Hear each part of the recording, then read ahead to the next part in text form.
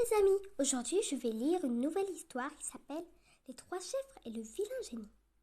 Il y a très longtemps de cela, trois chèvres portant presque le même prénom vivaient ensemble au pied de la montagne. La plus grosse s'appelait Grosse-Pique, la moyenne s'appelait Bique et la plus petite Biquette. Elles passaient leur temps à brouter l'herbe fraîche. Un jour, en se promenant, elles arrivent au bord d'une rivière. De l'autre côté de la rive, l'herbe semblait bien plus fraîche et les fruits des arbres semblaient appétissants.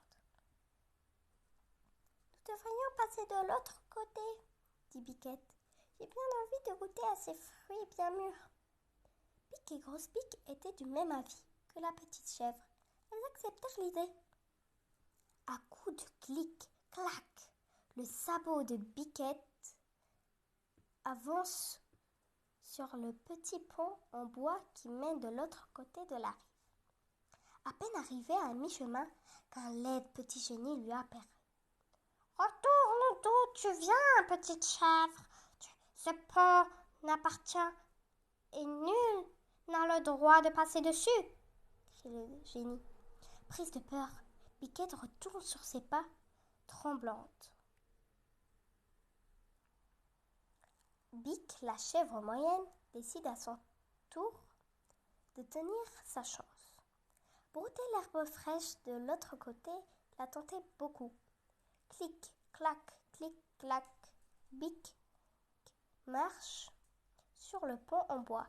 Arrivé à mi-chemin, le vilain génie réapparaît. « Qui va là sur mon pont? Nul n'a le droit de passer dessus. Retourne d'où tu viens, chèvre !» hurle le génie. Bique était assez courageuse, mais le génie lui faisait toute la même peur. Elle décide donc de retourner sur ses pas.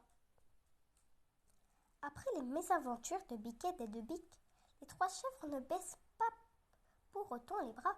Grosse-Pique décide alors de prendre son courage à deux mains et d'essayer de traverser le pont.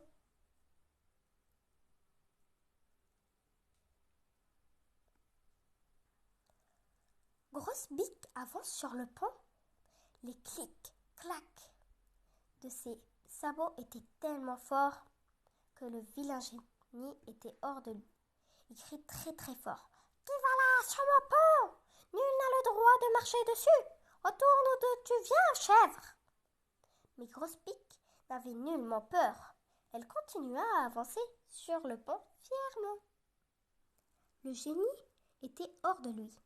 Il saute sur le pont et essaie de barrer la route à Grosse-Pique. Mais Grosse-Pique ne se laisse pas faire. Elle prend son élan et frappe le génie d'un très fort coup de corne. Le génie perd son équilibre et il titube et tombe dans l'eau. Les trois chèvres traversent alors le pont vers l'autre rive. Elles y passaient leur journée à brouter l'herbe fraîche et manger les fruits. Elles ne sont jamais retournées chez elles. Alors les amis, si vous avez aimé cette histoire, n'oubliez pas de vous abonner et de mettre un like.